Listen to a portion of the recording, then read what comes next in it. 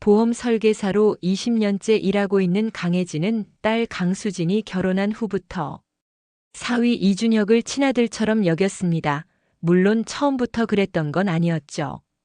처음엔 그저 딸이 선택한 남자라는 이유로 호의적이었을 뿐입니다. 하지만 이준혁의 성실함과 예의 바른 모습에 점차 마음을 열게 되었어요. 어머니, 제가 모시겠습니다. 수진이보다 더 잘할 거예요. 결혼식 날 이준혁이 진지한 표정으로 한 약속이었습니다. 그때 강혜진의 눈에선 기쁨의 눈물이 흘렀어요. 자신의 딸을 평생 책임져 줄 남자를 얻은 것 같아. 안심이 됐죠. 결혼 후 1년쯤 지났을까요? 이준혁이 조심스럽게 강혜진을 찾아왔습니다. 어머님, 사실 회사에서 승진을 앞두고 있는데 경제적으로 좀 부담이 되네요. 강혜진은 사위의 말에 귀를 기울였어요. 대기업에 다니는 이준혁은 과장 승진을 앞두고 있었고 그에 맞는 체면과 인맥 관리가 필요하다고 했습니다. 게다가 해외 연수 기회도 있다며 그 비용이 만만치 않다고 털어놓았죠. 얼마나 필요한데? 3천만 원 정도요. 진급하면 바로 갚을게요. 강혜진은 고민 없이 통장에서 돈을 꺼냈습니다. 보험 설계사로 20년간 모은 돈이었죠. 하지만 딸과 사위를 위한다면 아깝지 않았어요. 그 후로도 이준혁의 요청은 계속됐습니다. 신혼집 전세금 5천만 원, 매달 생활비 100만 원, 해외 유학비 2천만 원까지 강혜진은 모든 요청에 흔쾌히 응했어요. 그러면서도 딸 강수진에겐 내 남편이 어렵다고 하더라라며 자신이 도와준다는 사실을 자랑스럽게 이야기했습니다. 어머님, 절대 잊지 않겠습니다. 이 은혜 꼭 갚을게요. 이준혁은 매번 그렇게 말했어요. 그리고 강혜진은 그 말을 믿었죠. 하지만 시간이 흐르면서 사위의 태도는 점점 변해갔습니다. 처음엔 일주일에 한 번씩 찾아오던 발걸음이 한 달에 한 번으로 줄었고 나중엔 명절에도 회사 일이 바빠서라는 핑계로 얼굴을 비치지 않았어요. 전화도 점점 뜸해졌고 강혜진이 먼저 연락해도 지금 회의 중이에요 라며 짧게 통화를 끊는 일이 잦아졌습니다. 그래도 강혜진은 이해하려 했어요. 사람이 바쁘면 그럴 수도 있지라고 스스로를 위로하며 딸과 사위의 행복만을 빌었습니다. 게다가 귀여운 손녀 이다윤이 태어나면서 가족의 행복이 더욱 완전해진 것 같았어요. 하지만 강혜진의 행복한 가면 뒤에는 조금씩 쌓여가는 서운함이 있었습니다.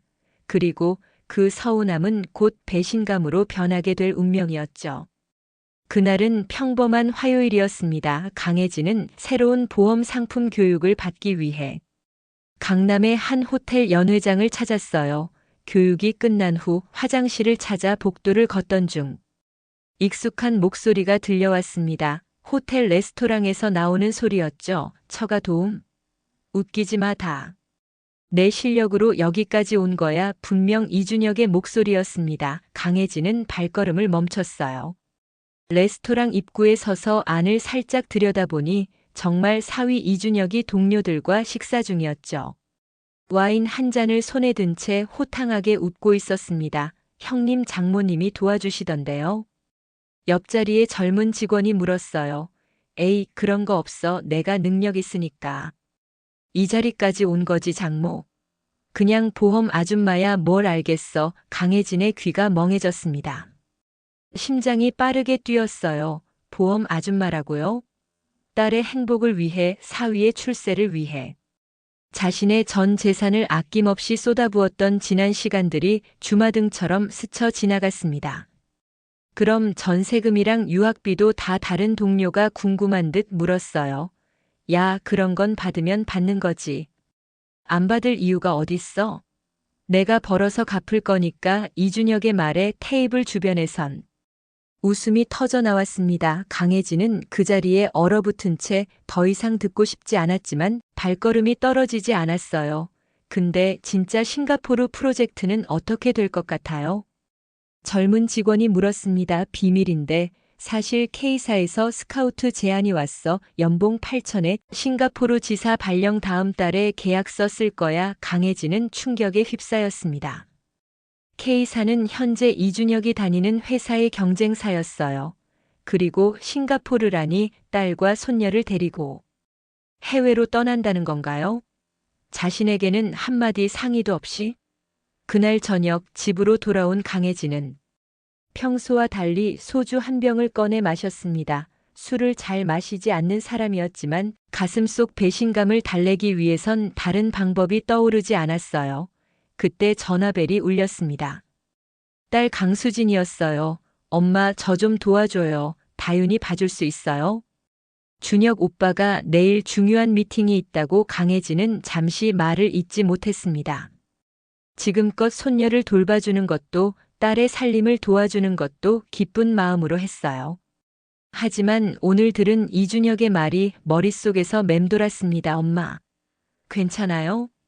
그래, 데려와. 강혜진은 무거운 목소리로 대답했습니다. 통화를 마친 후 강혜진은 한참을 생각에 잠겼어요. 그리고 결심했습니다. 더 이상은 안 돼. 이제부터 내가 원하는 대로 처가 도움 없이 살아봐라. 다음 날 강혜진은 딸에게 전화를 걸었어요. 수진아, 엄마가 너희 생활비 매달 보내던 거 있잖아.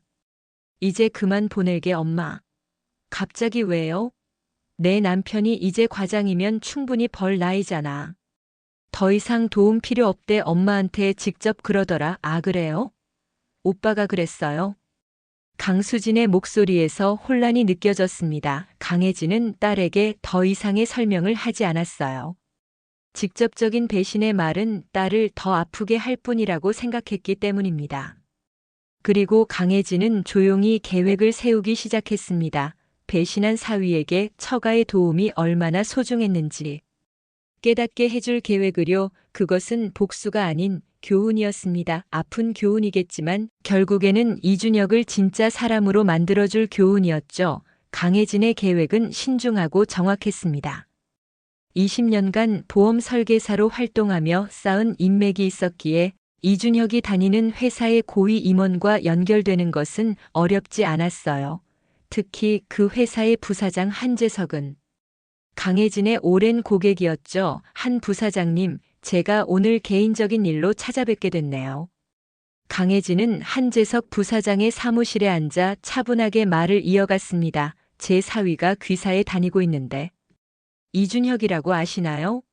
아, 이준혁 과장? 물론이죠. 우리 회사 싱가포르 프로젝트 핵심 인력인데요. 강혜진은 깊은 숨을 들이마셨어요. 그리고 이준혁이 경쟁사 K사와 접촉하고 있다는 사실, 회사의 기밀 정보를 유출할 가능성이 있다는 점을 조심스럽게 전달했습니다. 한재석의 표정이 순식간에 굳어졌어요. 증거가 있으신가요? 강혜진은 준비해온 봉투를 내밀었습니다. 이준혁이 K사 임원과 만나는 사진, 주고받은 이메일 프린트, 그리고 호텔 레스토랑에서 들은 대화를 몰래 녹음한 파일이었죠. 어떻게 이런 정보를 한재석이 놀란 표정으로 물었어요. 제가 그 아이의 장모입니다. 하지만 그 전에 한 사람의 양심을 가진 시민이기도 하죠. 한재석은 자리에서 일어나 강혜진의 손을 꼭 잡았습니다. 정말 감사합니다. 회사를 위해 중요한 일을 해주셨어요. 이틀 후 강혜진은 자신의 아파트로 이준혁을 초대했습니다. 명목상으론 손녀 이다윤의 생일을 미리 축하하는 자리였죠. 이준혁은 처음엔 바쁘다며 거절했지만 강혜진이 특별한 선물이 있다고 하자 호기심을 이기지 못하고 참석을 약속했어요. 저녁 7시 정갈하게 차려진 식탁 앞에 가족이 모였습니다. 강수진, 이준혁, 그리고 4살배기 이다윤까지.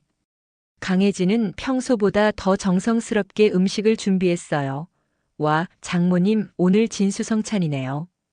이준혁이 환하게 웃으며 말했습니다. 강혜진은 미소로 답했어요. 오늘은 특별한 손님도 초대했거든. 손님이요? 그때 초인종이 울렸습니다. 강혜진이 문을 열자 한재석 부사장과 이준혁의 직속 상사인 최성우 부장이 서 있었어요. 어서 오세요. 강혜진이 두 사람을 안으로 안내했습니다. 이준혁의 얼굴이 순식간에 창백해졌어요. 식탁에 앉은 두 상사를 보며 당황한 기색이 역력했죠. 부사장님? 부장님? 여긴 어떻게 준혁 과장, 장모님의 초대로 왔네요. 한재석이 차분하게 대답했습니다. 싱가포르 프로젝트는 잘 되고 있습니까? 네, 이준혁은 땀을 흘리며 당황했어요. 그런데 다른 곳과 접촉 중이라는 이야기를 들었습니다만 식탁의 분위기가 순식간에 얼어붙었습니다. 강수진이 어리둥절한 표정으로 남편을 바라봤어요. 무슨 말씀이신지. 한재석이 서류 봉투를 테이블 위에 올려놓았습니다. 여기 증거가 있습니다. K사와 주고받은 이메일, 미팅 사진, 그리고 이준혁의 목소리가 레스토랑에서 들려오는 녹음 파일이 재생되기 시작했어요. 처가 도움? 웃기지 마. 다 내 실력으로 여기까지 온 거야. 강수진의 눈에서 눈물이 흘러내렸습니다. 이다윤은 갑자기 변한 분위기에 불안해하며 엄마에게 안겼어요. 이게 무슨 어떻게 이준혁은 말을 잇지 못했습니다. 월요일까지 사직서 제출하시죠. 법적 대응도 준비 중입니다. 한재석의 목소리는 단호했어요. 최성우 부장은 이준혁을 실망스러운 눈으로 바라봤습니다. 난 내가 정말 유능한 후배라고 생각했다. 배신이 이렇게 아플 줄은 몰랐구나. 두 사람은 자리에서 일어나 고개를 숙였어요. 죄송합니다. 식사 자리를 망쳐서 강 여사님 연락 주셔서 감사합니다. 문이 닫히고 거실에는 무거운 침묵이 내려앉았습니다. 이준혁은 얼굴이 새빨개진 채 강혜진을 노려봤어요. 장모님이 이런 일을 강혜진은 차분하게 대답했습니다.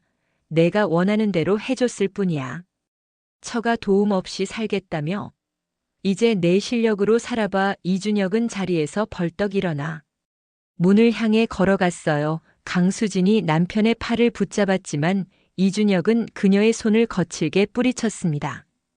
전 가겠습니다. 문을 쾅 닫고 나가는 이준혁의 뒷모습을 바라보며 강혜진의 눈에서도 눈물이 흘러내렸어요.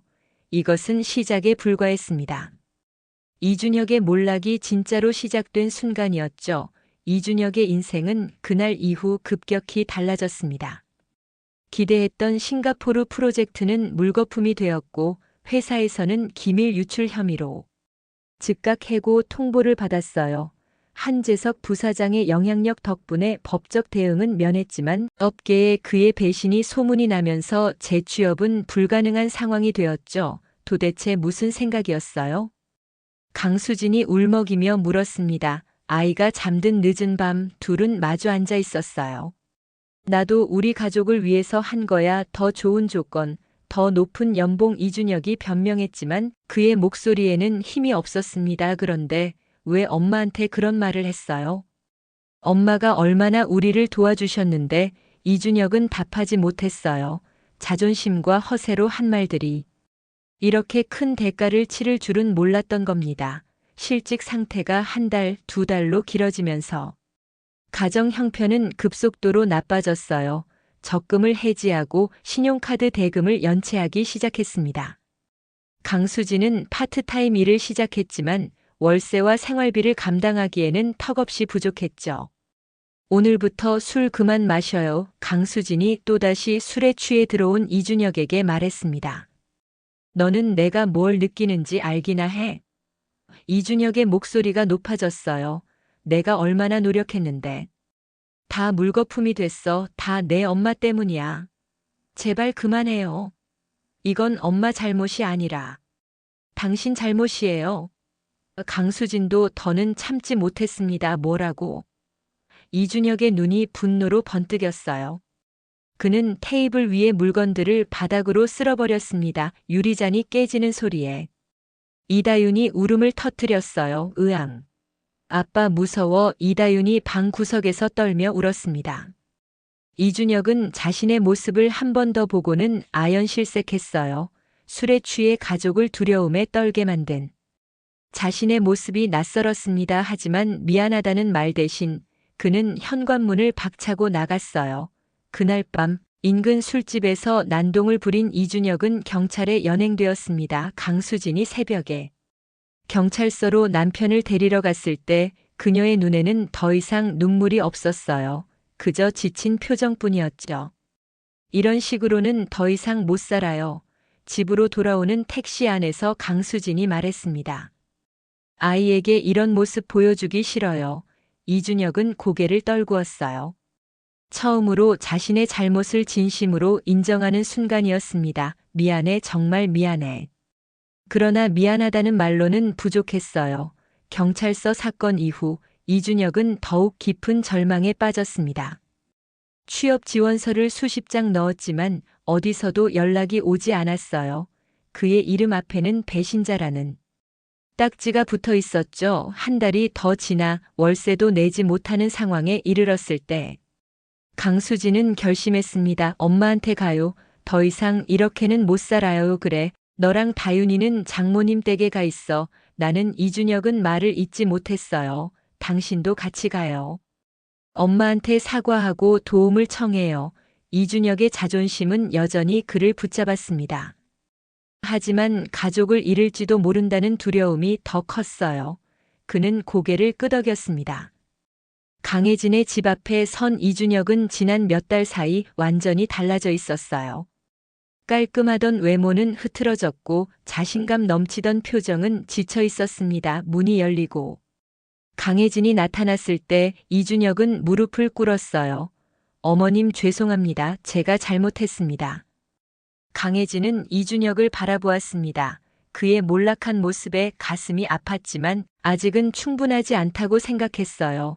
다윤이와 수진이는 들어오렴. 너는 강혜진이 이준혁을 바라보며 말했습니다. 너는 아직 더 배워야 할 게 있어. 이렇게 쉽게 용서받을 수 있다고 생각하니? 이준혁의 눈에서 눈물이 흘러내렸어요. 처음으로 진심 어린 눈물이었습니다. 어떻게 하면 되죠? 저 정말 달라지고 싶습니다. 강혜진은 한참을 생각하더니 대답했어요. 내 지인이 인천에 공장을 하나 운영하고 있어. 거기서 일해보겠니?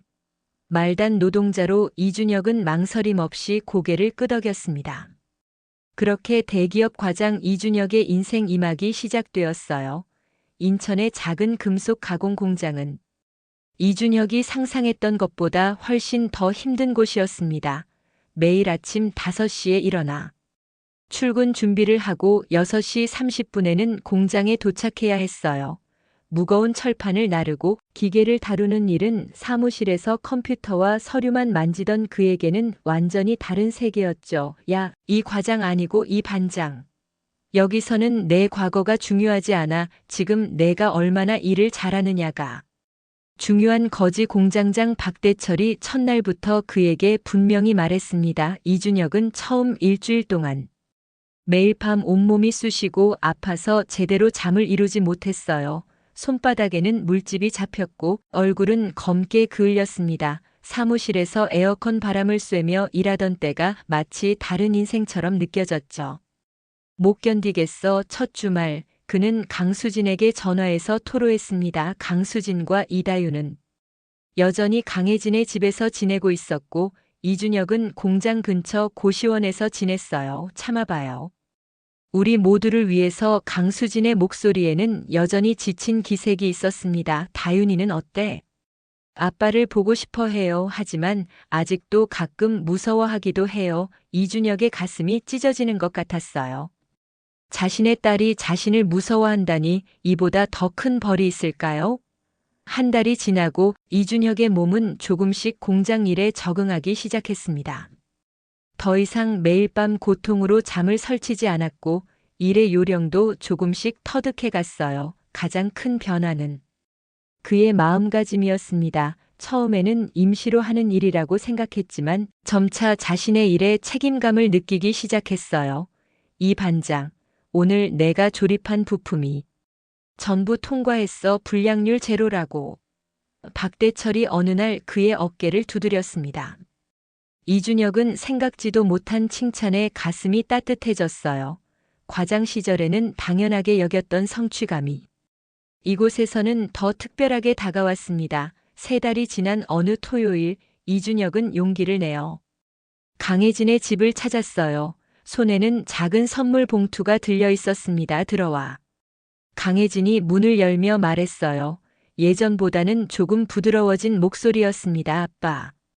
이다윤이 현관으로 달려나와 이준혁의 다리를 끌어안았어요. 이준혁은 딸을 높이 들어올려 안았습니다. 이다윤이 더 이상 그를 무서워하지 않는 것 같아 안도했어요. 다윤아, 아빠가 보고 싶었어?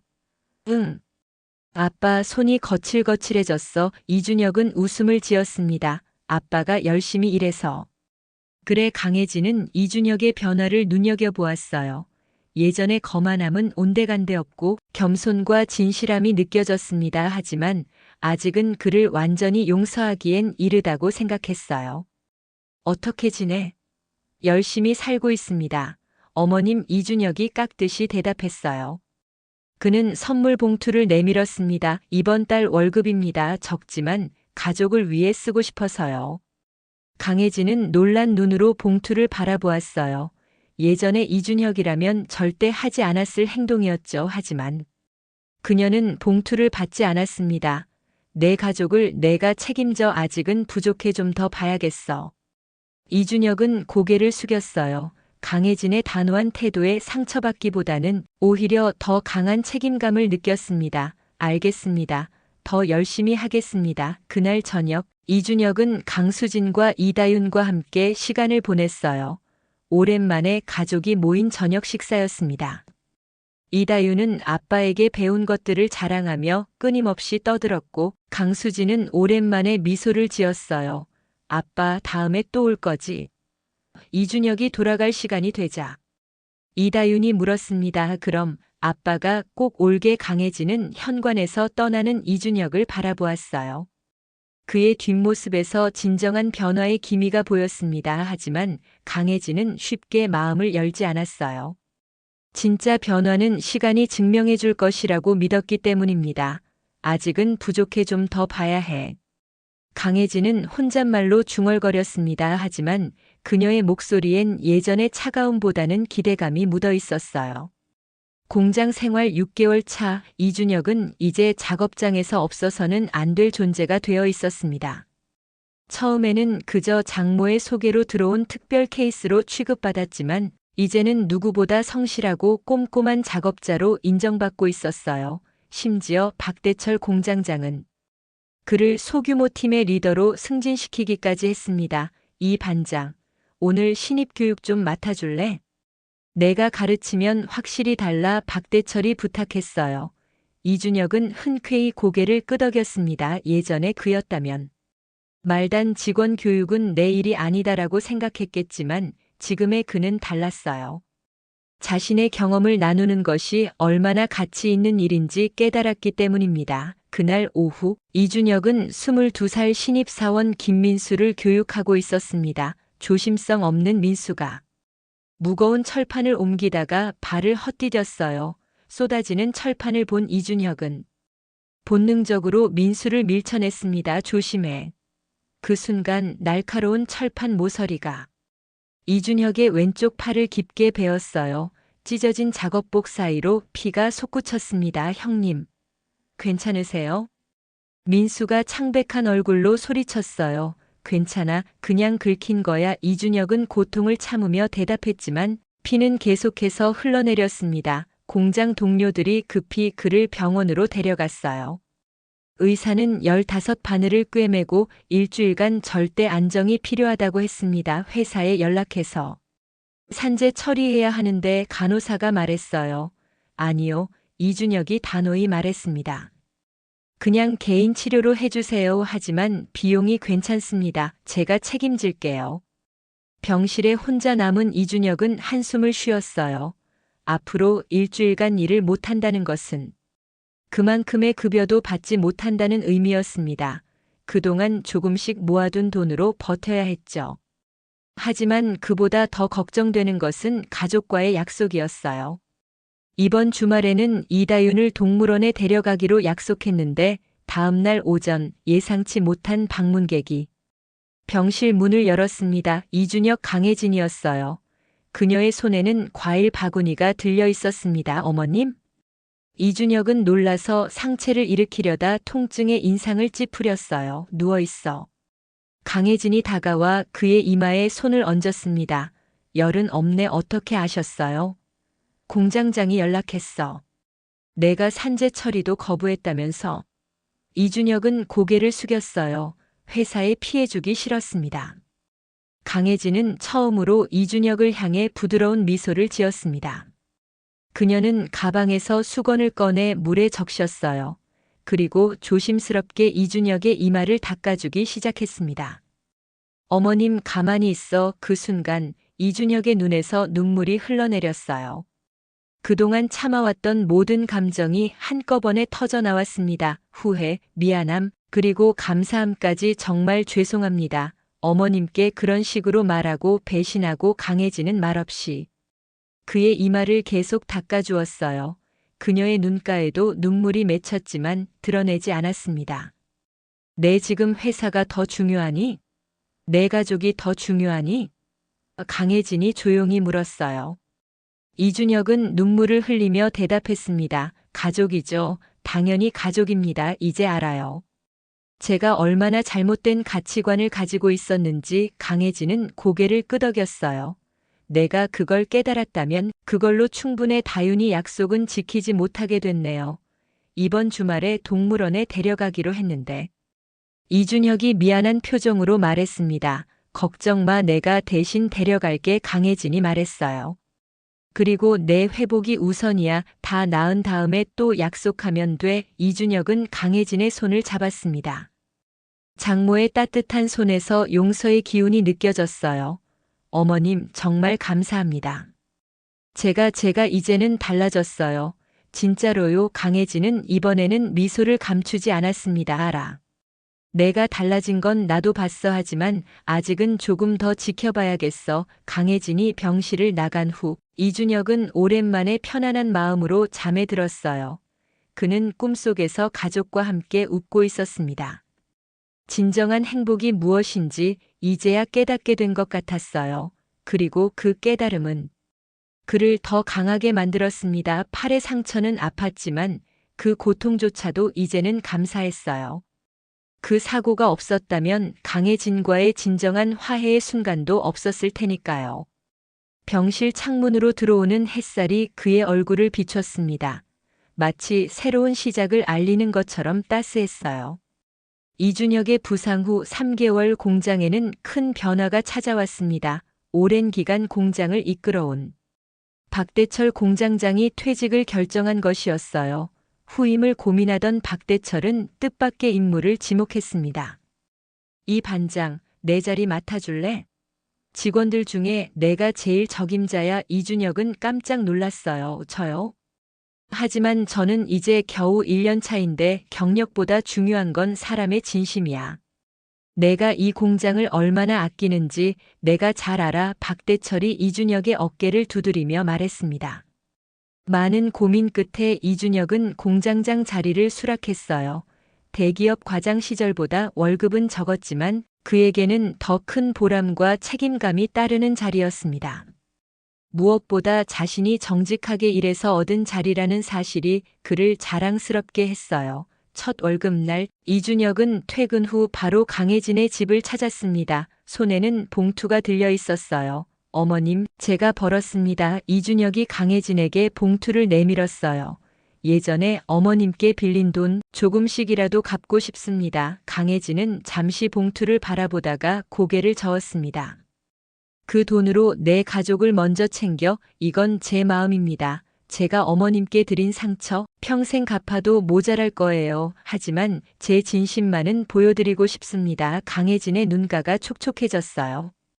그녀는 조용히 봉투를 받아들였습니다. 고맙다. 그날 저녁 오랜만에 가족 모두가 함께 식사를 했어요.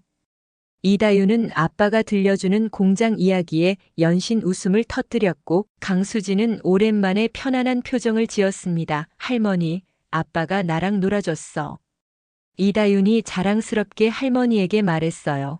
지난주에는 공원에 갔다가 비가 와서 다 젖었는데 아빠가 우산을 나한테만 씌워줬어. 강혜진은 미소를 지었습니다. 이준혁이 달라진 것은 확실했어요. 하지만 그녀의 마음 한구석에는 여전히 경계심이 남아 있었습니다. 진짜로 변한 걸까? 아니면 또 언젠가 예전처럼 돌아가는 건 아닐까? 계절이 바뀌고 가을이 깊어갔습니다. 이준혁은 매주 주말마다 가족을 만나러 왔고 매달 첫 번째 월급날에는 빠짐없이 강혜진에게 빚을 갚았어요. 그의 변화는 눈에 띄게 달라졌습니다. 예전의 거만함은 온데간데 없고 겸손과 성실함이 몸에 배어 있었어요. 엄마, 이제 오빠 용서해줘요. 어느 저녁 강수진이 강혜진에게 조심스럽게 말을 꺼냈습니다. 두 사람은 주방에서 설거지를 하고 있었어요. 내가 보기에도 정말 달라졌니? 강혜진이 물었습니다. 네, 완전히 다른 사람이 됐어요. 요즘은 퇴근하고 집에 오면 다윤이 숙제부터 봐주고 주말에는 항상 가족과 시간을 보내요. 예전처럼 골프 친다고 나가는 일도 없어졌어요. 강혜진은 잠시 생각에 잠겼어요. 그동안 이준혁을 관찰해 오면서 그의 진심 어린 변화를 목격했습니다. 하지만 그녀는 여전히 확신하고 싶었어요. 이게 일시적인 변화가 아니라 영원히 지속될 변화인지. 그래, 조금 더 지켜보자. 강혜진이 대답했습니다. 설날이 다가오고 있었어요. 1년 전 설날 이준혁은 회사 일이 바쁘다는 핑계로 처가 방문을 거부했었죠. 그때의 서운함이 강혜진의 마음속에 여전히 남아 있었습니다. 설날을 일주일 앞둔 어느 날 이준혁에게서 전화가 왔어요. 어머님, 이번 설날에 찾아뵈어도 될까요? 제가 음식 준비도 돕고 싶습니다. 강혜진은 잠시 말을 잇지 못했습니다. 작년과는 완전히 다른 이준혁의 태도에 마음이 흔들렸어요. 그래, 오렴. 그녀는 짧게 대답했습니다. 설날 아침 강혜진은 일찍부터 음식 준비를 시작했어요. 강수진과 이다윤도 돕고 있었죠. 그때 초인종이 울렸습니다. 다윤아, 문 좀 열어줄래? 강혜진이 부탁했어요. 이다윤이 문을 열자 이준혁이 서 있었습니다. 그의 손에는 큰 화분이 들려 있었어요. 아빠. 이다윤이 반갑게 외쳤습니다. 이준혁은 화분을 조심스럽게 내려놓고 딸을 안아 올렸어요. 새해 복 많이 받아. 우리 공주. 강혜진이 현관으로 나왔습니다. 이준혁은 공손히 고개를 숙였어요. 새해 복 많이 받으세요. 어머님. 이준혁이 가져온 화분은 작은 소나무였습니다. 한쪽에 예쁜 리본이 달려 있었어요. 이건 강혜진이 화분을 바라보며 물었습니다. 제가 직접 키운 소나무입니다. 이준혁이 설명했어요. 지난 봄부터 갖고 왔어요. 장모님, 저도 이제 뿌리를 내리고 싶습니다. 이 소나무처럼 단단하게. 오랫동안 한자리에서 강혜진의 눈가에 눈물이 맺혔습니다. 소나무의 상징성, 그리고 이준혁의 진심이 느껴졌어요. 1년 전 거짓 약속으로 가득했던 사위가 아닌 진정으로 변화한 사람이 그녀 앞에 서 있었습니다. 그때 이다윤이 할머니 귀에 작은 손을 대고 속삭였어요. 할머니, 아빠 안 무서워. 이제 아빠 좋아. 강혜진의 마음속 마지막 벽이 무너졌습니다. 그녀는 마침내 미소 지으며 이준혁을 바라봤어요. 들어와라, 밥 먹자. 그 말 한마디에 이준혁의 눈에서도 눈물이 흘러내렸습니다. 용서받은 것입니다. 마침내 설날 아침에 따스한 햇살이 거실을 가득 채웠습니다. 강혜진, 강수진, 이준혁, 그리고 이다윤까지 가족 모두가 둘러앉아 떡국을 먹고 있었어요. 1년 전과는 전혀 다른 분위기였죠. 웃음소리가 끊이지 않았고 이준혁의 얼굴에는 진심 어린 미소가 있었습니다. 이제 우리 다시 한 집에서 살면 안 돼요? 이다윤이 물었어요. 그동안 엄마와 함께 할머니 집에서 지내왔던 아이는 아빠와 함께 사는 날만을 기다리고 있었습니다. 강혜진과 강수진이 이준혁을 바라봤어요. 이준혁은 잠시 생각에 잠겼다가 고개를 끄덕였습니다. 그럴까? 우리 다시 시작해볼까? 이준혁이 강수진에게 물었어요. 강수진의 눈에 눈물이 고였습니다. 정말 괜찮을까요? 물론이지. 이준혁이 대답했어요. 하지만 이번에는 우리 힘으로 살아가자. 내 월급으로 작은 집 구해서 차근차근 시작하는 거야. 강혜진은 그 말을 듣고 잠시 고민했습니다. 그리고 결심한 듯 자리에서 일어나 서랍장으로 향했어요. 거기서 낡은 통장 하나를 꺼냈습니다. 이건 강혜진이 통장을 이준혁에게 내밀었어요. 내가 너희 결혼할 때 마련해둔 거야. 원래는 집 장만할 때 주려고 했는데 내가 도움을 청하지 않아서 그냥 갖고 있었어. 이준혁은 놀란 표정으로 통장을 바라봤습니다. 5천만 원이라는 숫자가 적혀 있었어요. 어머님, 저는 이제 도움받을 생각이 없습니다. 스스로 해나가겠습니다. 강혜진은 고개를 저었어요. 이건 도움이 아니라 축복이야. 너희 가족을 위한 내 마음이지. 내가 거절한다면 그건 또 다른 상처가 될 거야. 이준혁은 깊은 생각에 잠겼습니다. 예전에 그였다면 망설임 없이 받아들였겠지만 지금은 달랐어요. 그는 이제 진정한 독립의 가치를 알았습니다. 하지만 장모의 진심 어린 마음도 소중했죠. 감사합니다. 이준혁이 마침내 통장을 받아들였어요. 하지만 제가 한 가지 제안을 드려도 될까요? 뭔데? 이 돈으로 조금 더 넓은 집을 구해서 어머님도 함께 살면 어떨까요? 다윤이도 할머니와 함께 있는 걸 좋아하고 강혜진의 눈이 커졌습니다.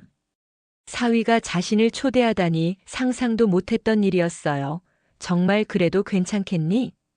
강혜진이 물었습니다. 네, 어머님. 이준혁이 확신에 찬 목소리로 대답했어요. 우리는 가족이잖아요. 그 말 한마디에 강혜진의 마음속 마지막 의심마저 사라졌습니다. 이제 그녀는 확신했어요. 이준혁의 변화는 진실이었고 영원할 것이라는 사실을. 그럼 할머니도 같이 살 거야? 이다윤이 신이 나서 물었어요. 그럼. 강혜진이 손녀를 안아주며 대답했습니다. 할머니가 맛있는 것도 많이 해줄게. 모두가 웃음을 터뜨렸고 그 순간만큼은 세상에서 가장 행복한 가족 같았어요. 강혜진은 문득 이런 생각이 들었습니다. 가끔은 아픔도 필요한 거구나. 우리 모두를 성장시키기 위해서 한 달 후 가족은 새로운 집으로 이사했습니다. 넓지는 않았지만 방 3개짜리 아파트는 모두가 함께 살기에 충분했어요. 강혜진은 이준혁이 가져온 소나무를 거실 창가에 두었습니다. 매일 아침 그 소나무에 물을 주며 그녀는 가족의 행복도 이렇게 정성껏 가꿔 나가야 한다는 것을 되새겼어요. 이준혁은 공장장으로 성실하게 일했고 강수진도 파트타임 일을 시작했습니다. 강혜진은 보험 일을 계속하면서 손녀 이다윤을 돌봐주었어요. 서로를 돕고 의지하는 진정한 가족의 모습이었습니다. 1년이 지난 또 다른 설날, 가족은 함께 사진을 찍기로 했어요. 강혜진이 오래된 앨범을 꺼내 보여주었습니다. 이건 너희가 결혼했을 때 찍은 사진이야. 사진 속에는 환하게 웃고 있는 신랑 신부와 장모의 모습이 담겨 있었어요. 얼마나 많은 것이 변했는지, 그리고 얼마나 많은 것이 더 소중해졌는지를 모두가 느낄 수 있었습니다. 이번에는 진짜 행복한 사진을 찍자. 이준혁이 제안했어요. 모두가 소파에 옹기종기 모여 앉았습니다. 강혜진, 강수진, 이준혁, 그리고 그들 사이에 이다윤이 자리했어요. 카메라 앞에서 모두가 환하게 웃었습니다. 셋, 둘, 하나, 찰칵. 사진이 찍히는 순간 강혜진은 깨달았습니다. 진정한 행복은 완벽한 사람들 사이에서 오는 것이 아니라 서로의 불완전함을 이해하고 용서하는 사람들 사이에서 온다는 것을. 그리고 때로는 가장 큰 상처를 준 사람이 가장 큰 행복도 가져다 줄 수 있다는 것을요. 이준혁은 더 이상 배신한 사위가 아니었습니다. 그는 이제 진정한 가족의 일원이었어요. 처가의 도움 없이 살겠다던 그의 오만한 선언은 이제 먼 과거의 일이 되었고 그 자리에는 겸손과 사랑으로 가득 찬 남편, 아버지, 그리고 사위로서의 모습만이 남았습니다. 강혜진의 마음속 깊은 곳에서 따뜻한 감정이 올라왔어요. 그것은 용서를 넘어선 감사였습니다. 인생의 역경이 있었기에 오히려 더 단단해진 가족의 유대를 생각하니 감사했죠. 그렇게 그들의 이야기는 새로운 시작을 맞이했습니다. 상처와 배신, 그리고 용서와 사랑이 어우러진 진정한 가족의 이야기였어요. 아마도 앞으로도 크고 작은 어려움은 있겠지만 이제 그들은 알았습니다. 함께라면 어떤 어려움도 이겨낼 수 있다는 것을.